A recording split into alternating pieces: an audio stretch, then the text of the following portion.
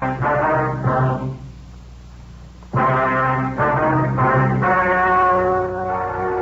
story you're about to hear is true. The names have been changed to protect the innocent.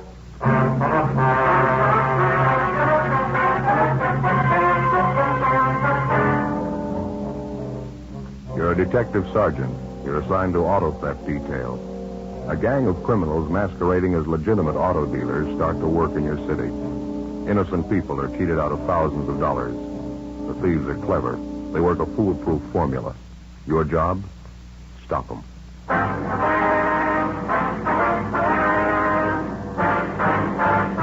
Dragnet, the documented drama of an actual crime.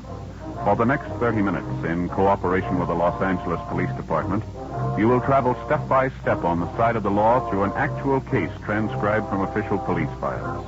From beginning to end, from crime to punishment, Dragnet is the story of your police force in action.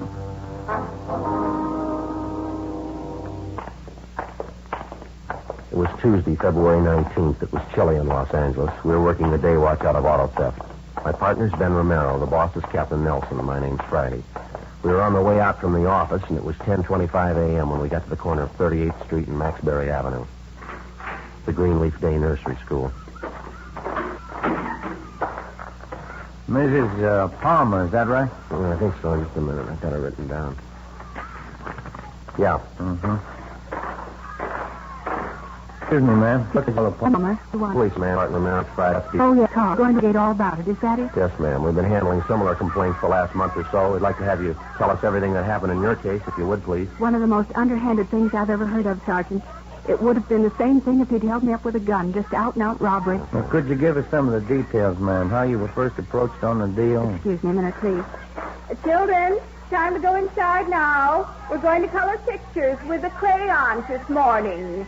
Mrs. Johnson has them all ready for you inside. Bruce, Michael, Sandra, go along now. Inside, everyone. Certainly wish the warm weather to hurry up and come. Children always raise such an uproar when we have to keep them indoors. Worst part of running a day nursery, the winter months. Yes, ma'am, I suppose so. Now, about your automobile, Miss Palmer, we understand you had it up for sale. You advertised in one of the local newspapers, is that right? Yes, that's right. I ran one of those 3-day want ads over the weekend, Friday, Saturday, and Sunday. I thought I'd get more for my car if I sold it myself. I mean, instead of selling it to a used car lot. Yes, ma'am. How many answers did you get on your want ad? Well, just the one way it turned out. This man came out and looked at my car first thing in the morning. He offered to pay me exactly what I was asking for it, so I sold it to him. That's just the way it went. Who was this man, Mrs. Palmer? Was he representing some auto company? Yes, he said he was anyway. He gave his name as Joseph Newhall. I've got his card inside. Said he was a buyer for Dan Barton's used car lot on South Cat Street. Nicely dressed man. He made it all seem so honest. How was the deal arranged? Could you tell us? I mean, transfer the car payment and so forth? Well, he gave me a check for $50, sort of a down payment to hold the car for him. It was a certified company check. I see. He told me he'd be back that afternoon with a certified check for the full amount of the car, $800. Did he take your car with him then? No, he didn't. That's why I had no reason to be suspicious. He left me the check for $50 and said he'd be there with the money. Said in the meantime, one of the employees from the used car lot might be along to pick up the car to save me the trouble of driving it downtown myself. Mm-hmm. Same M.O., Joe, all the way. Yeah, looks like it. Well, how did it go after that, Miss Palmer? This worker from the used car lot came to the house to pick up the car about 1 o'clock that afternoon. Gave me a check for the full amount of the car, and I gave him the pink slip. Had a pair of white coveralls on, lettering on the back of them, Dan Barton's used cars. Looked like a typical mechanic or something. I wasn't the least bit suspicious. Mm-hmm. How about the buyer, this Joseph Newhall? Did he show up later in the day? No, he never came back. I've never seen him since. Haven't seen my car either.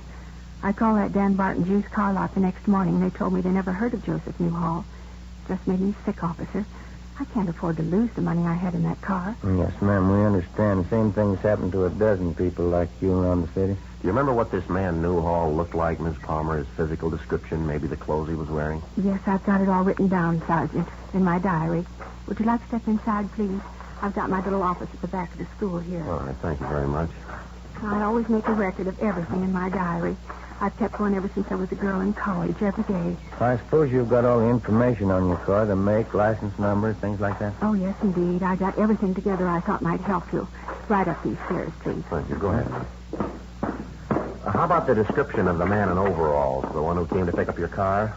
Would you remember him, ma'am? Yes, I've got that for you, too. Everything I thought would help. Just have a seat there, officers. I've got the things in my desk here. Thank you, Go Miss right Palmer. ahead. Thank you. I wouldn't mind the whole thing so much, but as I say, I can't afford to lose the cash I had tied up in my car. That seems to be the way the thieves operate, ma'am. They've been cheating the people who can least afford it. Terrible thing, just out-and-out robbery. There you are, Sergeant. Mm-hmm. Thank you, ma'am. There's the description of my car, license number, all the rest. Yes, I see. And here's the description of the two men at Joseph all the coveralls who picked up my car. Have you got that deposit check Newhall gave you, Miss Palmer, the check for $50? Right here, Sergeant. I saw that company about it, Dan Barton's used car lot. It's a forgery. Not worth the paper it's printed on. Mm-hmm. Have a look, Joe. Yes, thanks. Same as the others. One thing I don't understand, how those crooks get these checks to begin with. Did they steal them? No, ma'am. We figured they had them printed up. We're still trying to find out where. Well, you know what the men look like. You'll be able to find them now, won't you? Only wish it worked that way, ma'am. We've had good descriptions on both men for a month now. Hasn't helped too much. I don't understand it at all. As I say, they're only common crooks. They can't be that smart, can they? Well, there's only one way we can judge. We've been hunting every day for a month now. Yes? They're still... In the space of 33 days, the auto theft gang had victimized a dozen private citizens throughout the city. In each instance, the approach and the method of operation had been the same. The front man for the gang would personally answer a want ad inserted in a local newspaper by a private citizen advertising the sale of his automobile. The front man would represent himself falsely as a buyer for Dan Barton's used car lot, a well-known and legitimate used car dealer. He'd offer to pay exactly the sale price which the private party was asking. As a deposit, the so-called buyer would leave a counterfeit company check for $50 or $100 with a promise that he would return later in the day with a certified check for the full amount. After a few hours, another man, posing as an employee of Dan Barton's used, would call for the car and drive it away. Neither the car nor the so-called buyer were ever seen again. All efforts to trace them went for nothing. 11:40 a.m. Ben and I went back to the office and got out a broadcast and a supplementary APB on Mrs. Palmer's car and also on the phony car buyer who called himself Joseph Newhall. After lunch, we met with Sergeant Grimsby, one of the other four men out of auto theft detail who were working the case with us. How'd you make out this morning, Army? That did go anywhere at all? Wasn't bad as far as it went. We found the place where they had the printing done. Well, where was that? Small up in the valley. Printed up the phony checks with that heading on it. Dan Barton's used car lot. Got out some business cards for him, too. What was the name? Did you find out? Yeah, same one, Joseph Newhall. He ordered the checks and the business cards. Printer described him for us, same guy. Where's it go from there? No place. The printer told us Newhall had a car. He couldn't give us a license number. Couldn't even remember the make or the body style. Thought it was a late model car, that's about all. Well, that's not much help. No address on him either. It was a will call order paid for in cash. If Newhall comes back, is it? Yeah, it's covered.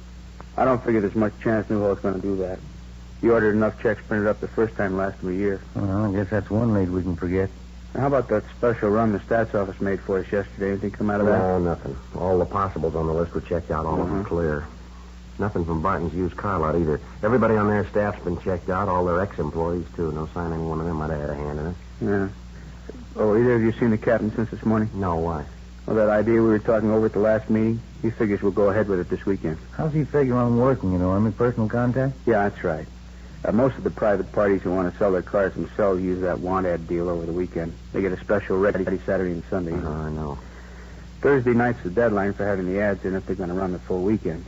And that's when we start working on it. We get in touch with every private party who's filed a want ad for the weekend advertising the sale of their car, huh? Yeah, we'll contact them by phone, every one of them.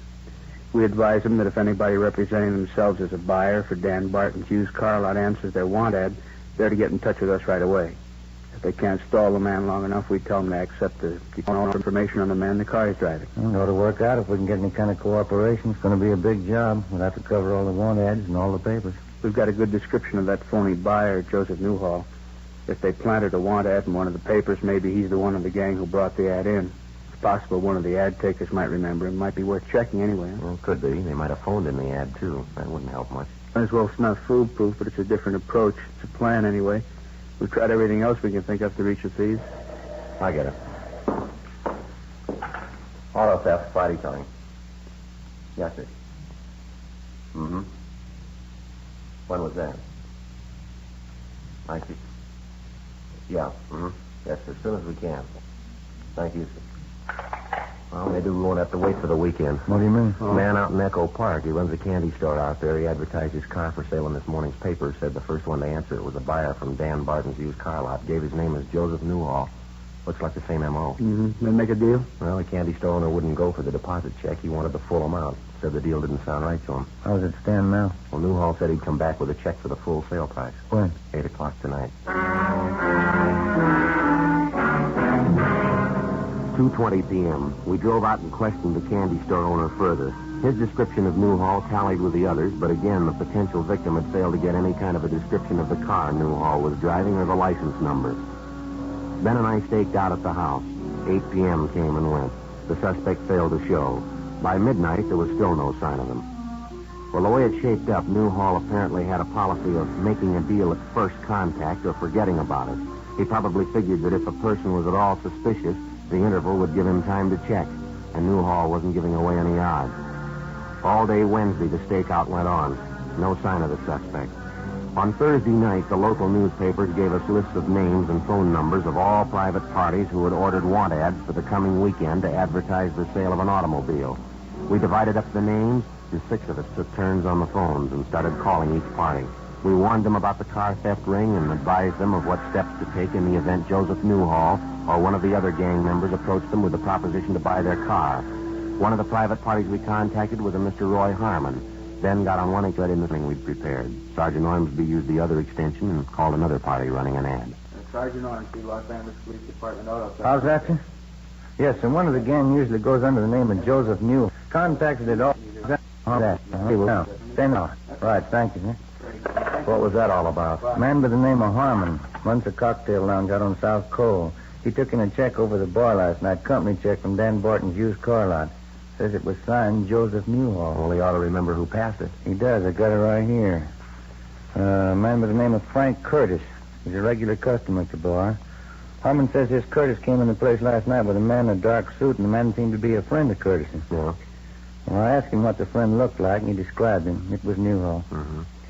What about that check business? Harmon says he was tending bar at the time. Told me this Frank Curtis and Newhall had quite a few drinks together, and he ran out of money. Newhall wanted to cash a check, but Harmon said no, he didn't know him. Mm-hmm. Well, this Frank Curtis is a regular customer at the bar, and he offered to endorse the check for Newhall. So Harmon said okay, and he cashed it. Yeah. How well does Harmon know this customer is, this Curtis? Pretty well. Lives across the street from him. We checked Frank Curtis through R&I, but he had no previous criminal record.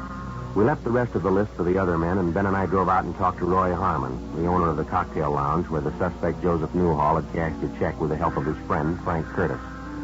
Harmon told the same story he'd given Ben over the phone. Curtis was a long-time neighbor of his and a steady customer at his cocktail lounge. As for Newhall, he'd never set eyes on him until the night before. Harmon gave us the home address of Frank Curtis, and we checked it out. Mrs. Curtis answered the door and told us that her husband Frank was working the newly inaugurated night shift at an aircraft plant in the south end of the city. Ben and I drove down to the plant, and after checking with the personnel office, we finally located Curtis at his work. He was an assistant foreman in one of the aircraft assembly shops.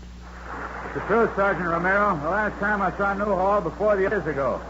Used to work at a work plant together. What's the matter anyways? You done something? We understand you endorsed a check to Newhall for $50. Do you know him that well? I mean, that you'd endorse checks for him? Well, maybe I shouldn't have. Wife's always telling me I ought to be more careful who I'm signing checks for.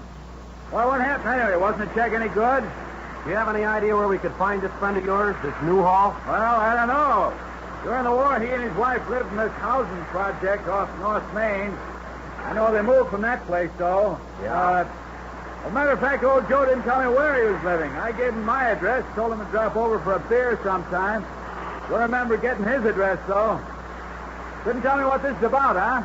Just a routine check. We'd like to locate Newhall, that's all. Got a few questions we'd like to ask him. Excuse me. We better watch it here, Sergeant. Yeah. Men coming through with that jig there. Okay, fellas, straight on through, all clear. Vertical fin assembly down to 3. We're getting busy again, all right. Seems like the old swing shift days all over again. War years. Yeah, you mentioned a minute ago that Newhall is married, Miss Curry. Yeah, that's right. What about his wife? Can you tell us anything at all about her? Betty? No, I don't think so. Her and Joe seem to get along all right. Got along pretty well, matter of fact. Nice girl, Betty. I never minded her much. The Newhalls have any children? Do you know that? No kids. Both of them work, her and Joe. Uh-huh. Would you know if Newhall's wife is still working? I don't know. Probably is. But yeah, matter of fact, she is. Joe happened to mention it the other night when we were talking. Just happened to think of it. Well, go ahead. Well, I remember I asked about Betty, and he said she was still working. Same old place, same old job, that's all. Where is this place she works, do you know? Yeah, City Hall. We continued questioning Frank Curtis, and he told us that to the best of his knowledge, the suspect's wife, Betty Newhall, had a civil service rating and that she'd worked as a file clerk in the record room of one of the bureaus in the municipal. The next morning, Ben and I got in touch with the civil service officials at the City Hall, and they got out a tracer on the wife of the suspect. 11:20 a.m. I got it. Auto theft Friday. Yes, sir. How's that? I didn't hear. When? Yeah, I see. Yes, sir. Right. We'll check with you in about an hour. Bye. I don't know why we always have to do it the hard way. Why? What was it? The call back on Newhall's wife. Most of it checks out just the way Curtis told us. What's the rub? Betty Newhall quit her job a month ago. Hasn't been around, hasn't been seen since. Civil service can't even contact her. What's the deal? She moved. No forwarding address, not a trace of her.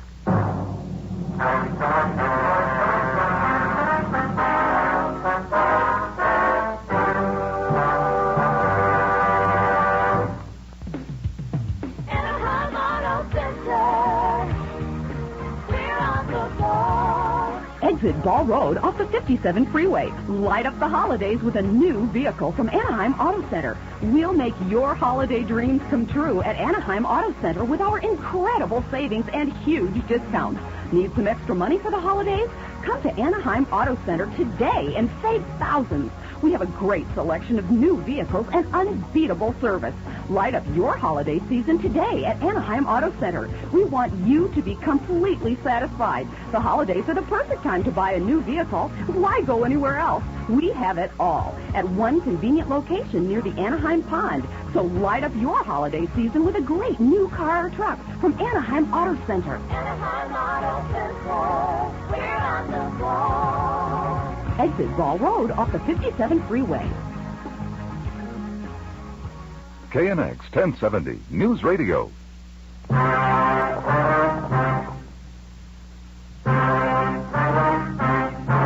Saturday, February 23rd. The strongest lead we'd had to the auto theft gang began to fade. Mrs. Betty Newhall, the wife of our principal suspect, wasn't to be found.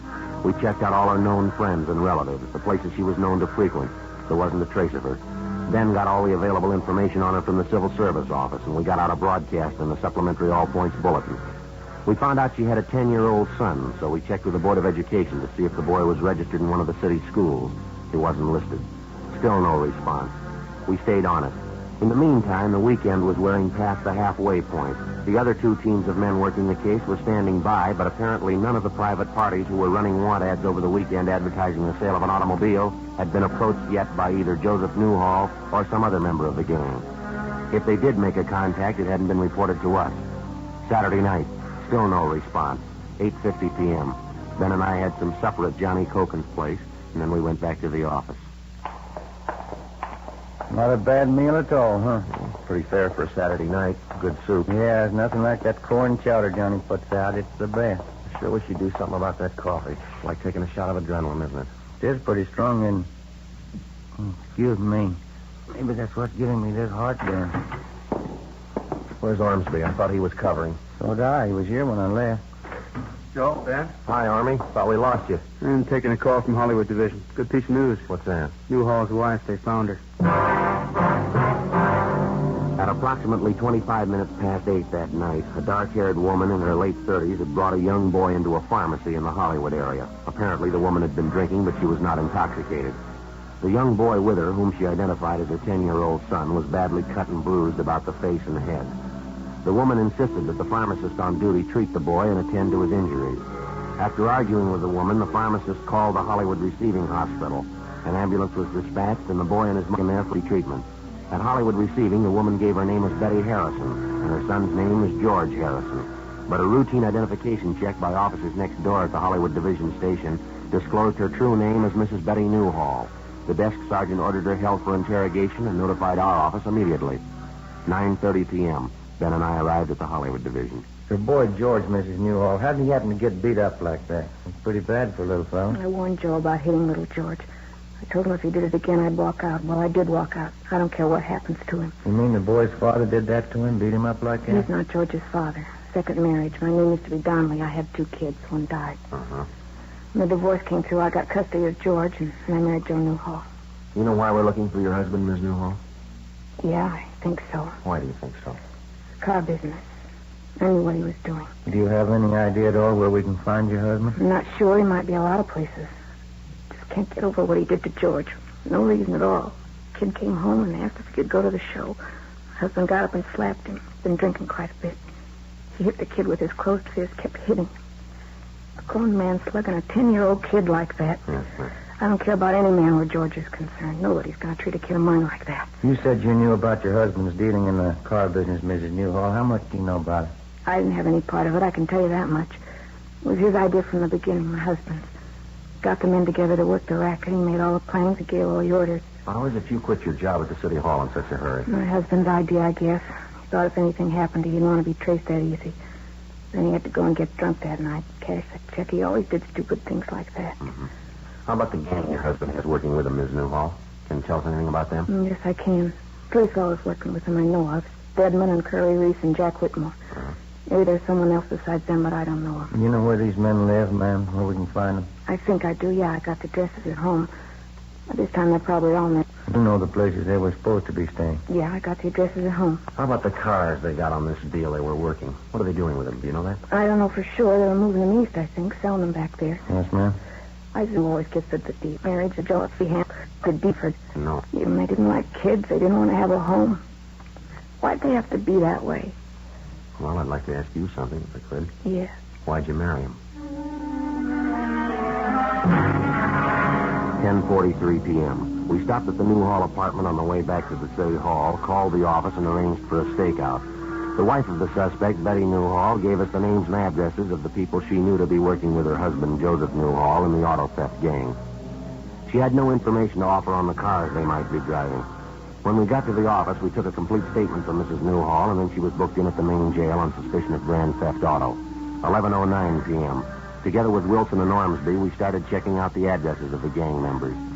Our first 2 stops, we got nothing. On our last 2, we did a little better. We picked up a Jack Whitmore, Curly Reese, and a Carl Stedman, 3 of the names which Mrs. Newhall had mentioned. We took them downtown and booked them in at the main jail. That still left the principal suspect, Joseph Newhall, unaccounted for. At 1:45 a.m. the next morning, we got a tip as to his whereabouts, a small hotel on East 1st Street. We checked it out. The man answering Newhall's description was registered in room 209 on the 2nd floor. We got a pass key from the room clerk on duty and started up the stairs.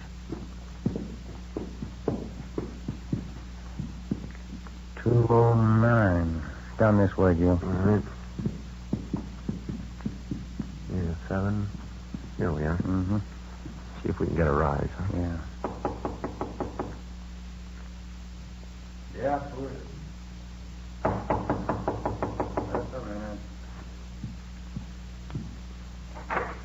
Yeah, police officers. All right, hold it there, Mr. Down, Ben. Yeah. Hey, what is this? What's this all about? You generally sleep with your clothes on, Newhall? Look, I don't know what you're talking about. What is this, a shakedown? He's clean, Joe. I'll check his bag. Hey, now stay out of those things. You haven't got any right breaking in here like this, going through my property. Let's relax, Newhall. This won't take long. 2 full pads of them, Joe. Found them in his suitcases. Company checked. Dan Barton's used car lot. We talked to your friends, mister. We got one side of the story. You want to come downtown and give us yours? You get nothing from me, not unless you see my lawyer. You can't hold me on any charges. Grand theft auto, Newhall. We've got the witnesses. We've got the evidence. If you've got something to say, say it. If you haven't, we'll get along downtown. You haven't got anything on me. You haven't got enough to hold me an hour. We're going to give it a try. For a full 5 hours, we questioned Newhall, both at the hotel and later downtown in the interrogation room. And after 5 hours of questioning, he finally broke and admitted being the mastermind behind the auto theft racket. Your true name is Joseph Willard Newhall, is that right? Yeah, that's it. Now, you can't blame the whole setup on me, though. My wife had a hand in it just as much as I did. Well, we've already got her statement. You want to give us yours? And she's just as much to blame as I am. We didn't hurt anybody anyway. It's just a con deal, that's all. We didn't hurt anybody. How do you figure that? Well, just a simple con deal. People advertising their cars for sale are trying to cheat out a few bucks for themselves. We just outfigured them, that's all. You ready to dictate a statement for us? You know, we outfigured you two. You'd never have reached us if it wasn't for my wife. We'd reach you. Not in 30 years you wouldn't. Where'd you go in circles? Just one hitch. My wife and that stupid kid of hers. Just because I slapped him around a little, I wouldn't be here if it wasn't for that. Well, you better learn a lesson, mister. What? Next time you fight, don't pick a 10-year-old.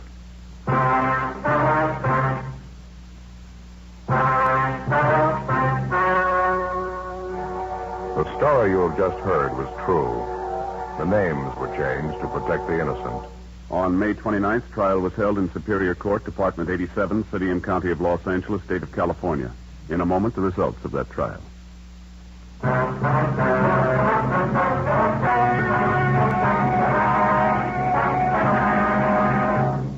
A check of his fingerprints revealed that Joseph Newhall's true name was Joseph Orrin Henderson, and that he had a previous record of forgery and burglary in the state of South Carolina. Henderson, alias Newhall, was tried and convicted, along with his associates in the auto theft gang, on 8 counts of grand theft and forgery of a fictitious check. They received sentences as prescribed by law. Grand theft is punishable by imprisonment for not less than 1 or more than 10 years. Forgery of a fictitious check is punishable by imprisonment in the county jail for not more than 1 year, or in the state penitentiary for not more than 14 years. The wife, Betty Newhall, was convicted as an accomplice and was sentenced to serve 1 year in the county jail. Ladies and gentlemen, our security and the peace of the world are in danger while hundreds of millions behind the Iron Curtain are victims of vicious lies about the United States and other free nations. Join the crusade for freedom through your local crusade committee or by writing to General Clay, Empire State Building, New York City. Make a contribution to its work. Help truth fight communism. Join the crusade for freedom.